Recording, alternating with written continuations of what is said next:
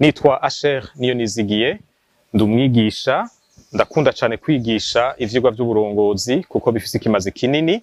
Nashaka kubatumira mu nyigisho z'uburongozi zitwa GLS, ziba rimwe ku mwaka, ni Global Leadership Summit. Zizobera Ingozi, zibera i Bujumbura n'Igitega. Ingozi ni kw'itariki ya 29 na 30 z'ukwezi kw'icumi muri uwu mwaka. I Bujumbura ni itariki y'18 n'19 mu kwezi kw'icumi na rimwe. Hanyuma Igitega ni itariki zitatu n'itariki zine mu kwezi kw'icumi na kabiri muri uno mwaka.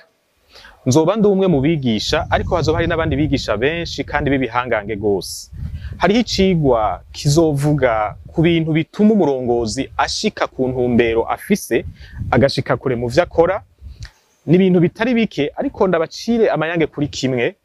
Hariho ikintu cyo gufata neza aburongoye, kubaha agaciro, kubumviriza, guha agaciro ivyiyumviro vyabo, kutabasuzugura, kugurura umuryango bakidegemvya. Ico ni ikintu rimwe na rimwe abarongozi bashobora kwirengagiza kuko bariko bararondera ukuntu bokubahwa. Ariko iyo wirengagije aburongoye, hari igihe usanga wabakomerekeje, wabababaje, nabo bamaze kubabara ntibaheza ngo bakore ibikorwa biteze ko neza.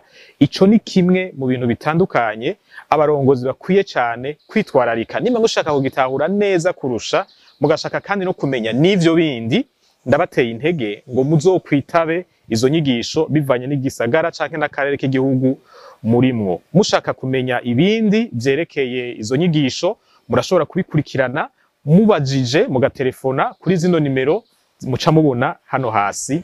Bani bahezagire.